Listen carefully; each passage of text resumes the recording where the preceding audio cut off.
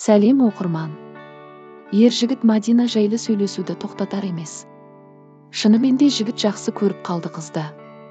Мадина тіптен үн қатпады, өз ойында желіде жазбады, айтпады, тып-тыныш.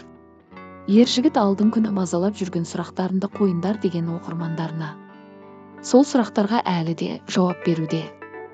Шынымен де бірақ сұрақ жауаптары өте қызық. Оқып көрейік. Ол шынай келмеген сияқты шынымен жақсы көрсе кешірер еді ғой. Қатты шынайы келді. Жай ғана мен оның адамы емеспін. Мінезіңіз ауыр деп ойламайсыз ба? Мінезіңізбен күресе аласыз ба жалпы? Мен қалай бармын сондаймын, бірақ уступкаға кететінім де жоқ емес. Просто біраз әңгімені білмейсіздер ғой. Шынымен екі жаққа кеттіңіздер ме әлде? Нақты иә. Неге сүйсен жібердің енді, білейін. Өйткені мен ағатаймын. Мадина қатысушы болып келетін сияқты да.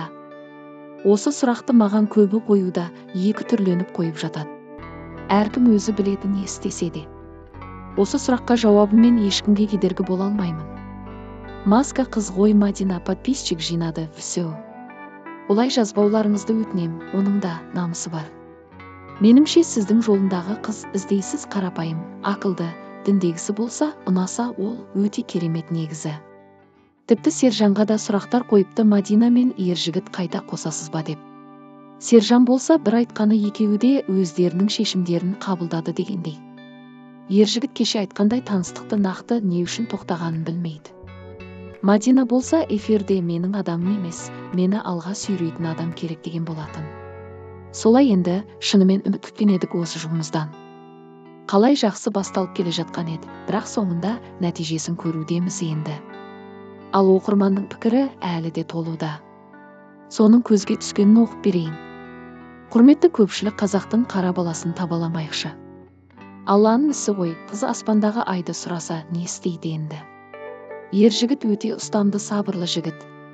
Мадинаның көкірегі аспандап тұр. Бұлар бір-біріне сәйкес келмейді. Мадина басында жақсы қыз болып көрінгенмен кейін мінезін шығарып, ер жігіттің намысына тиді.